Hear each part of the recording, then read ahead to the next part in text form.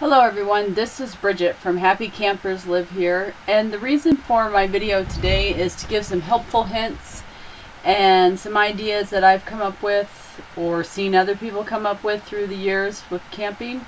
Nothing is going to be too revolutionary, but it might be some ideas that you haven't thought of and that might help you out along the way. Or if you're setting up a new camper, like I found myself doing a few months ago, some things that will help you make each trip a little less stressful.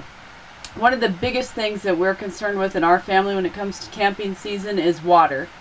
We live in Montana, and almost exclusively the camping that we do is without any type of hookups. Water is always a big issue. One thing that we do is we bring along a 5-gallon jug and fill it with drinking water, keep ice in it, and whenever possible we set that outside the camper. And then there's always drinking water available. You can use it to make lemonades or whatever, refill your single water bottles, and it's just extra 5 gallons of water that we have that way that we're not using. Like I said, it's nice if you can find a place to put it outside the camper in a shady area. We don't worry so much about the heat around here melting everything, making it warm, but other places you might.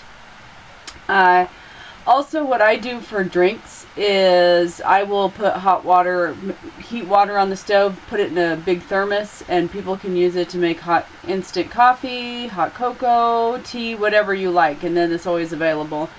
Not running your stove all the time. Like I said, we don't generally have any electricity, so we don't have a coffee pot. A big thing is showering.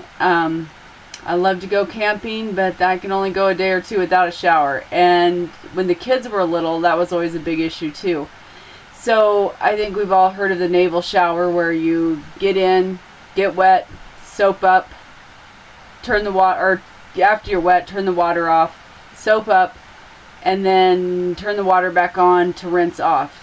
It's especially important to save on water in the shower when you have long hair like I do. Guys can sometimes take a 3-minute shower. I'm a lot longer than that.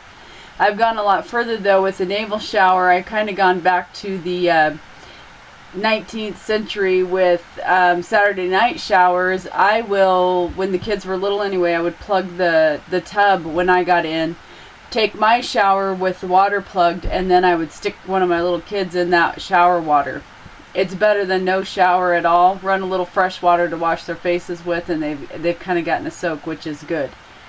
Another important thing is with cooking, don't cook anything that's terribly messy, that's hard to clean up. I decided to make spaghetti one time and used I don't know how many gallons of water trying to wash a spaghetti pan.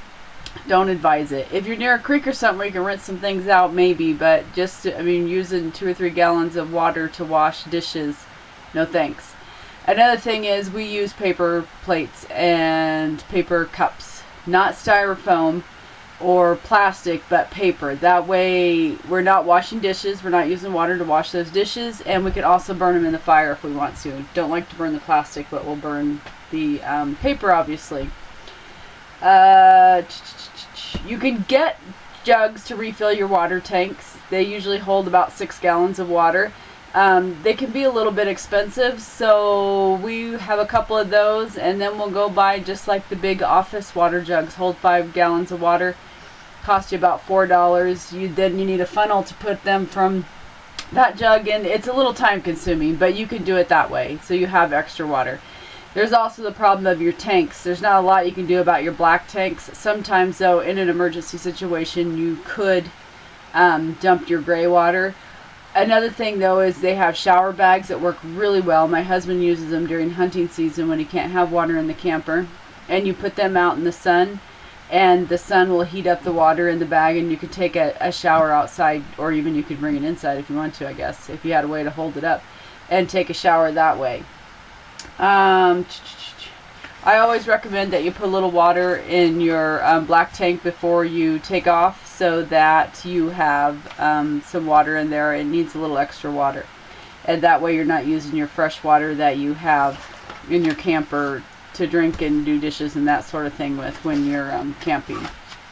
I want to show you some of the other things I've gotten. As you're setting up your camper, there's some helpful little items that will make your life a little easier.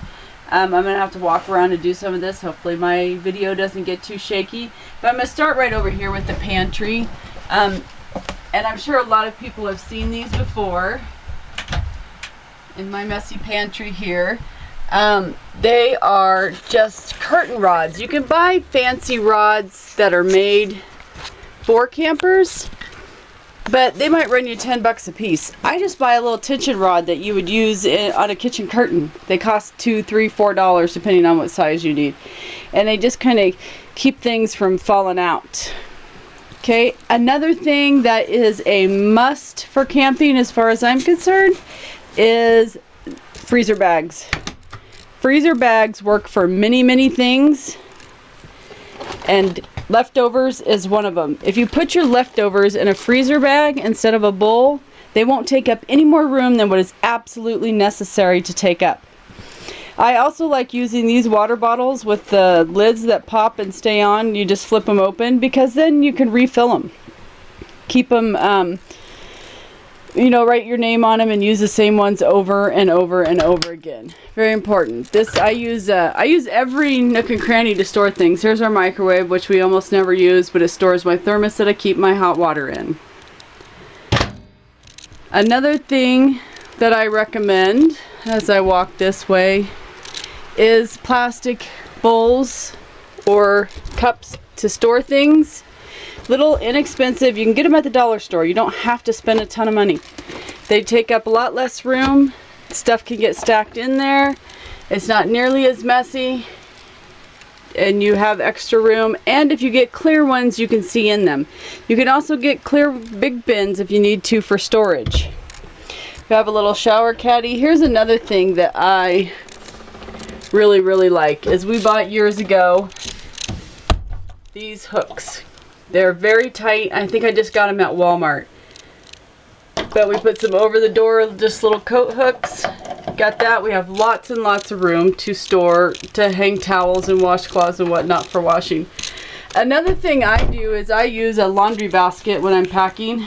And this isn't actually a laundry basket, but I use a laundry basket for my luggage. Then the laundry basket, I put my clothes away in the camper, and the basket goes in the washing machine, and that's where the dirty clothes go. All your extra bedding, if you have people who are sleeping on the couch, or you're making up your sofa or table into a bed, just put the bedding on the other bed.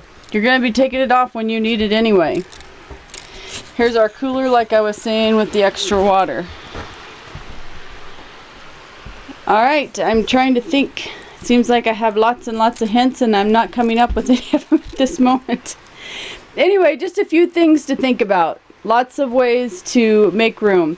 I did want to talk a little bit, though, too, about entertainment, especially if you have little kids. We have found several games that don't take up very much space. Sparkle, buy a deck of cards, get some Yahtzee, Phase 10. Just games that don't take up much room in the camper. You can play 2 people, 4 people, 6 people, kids of all ages.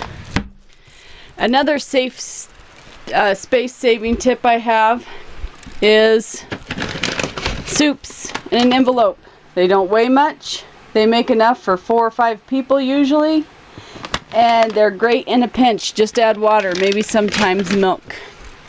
I recommend too that you stock your pantry of your dry goods at the beginning of the season, so that you're not having to restock all that all the time. And just bring your fresh foods when you come, the meats and the milks and that sorts of thing. Another thing, I like granola bars and Pop-Tarts, things that double as a snack and as a breakfast food. Okay, just a few hints. Nothing, like I said, revolutionary, but hopefully some things that you will find helpful when you're setting up your camper. Alright, have a great day and happy camping.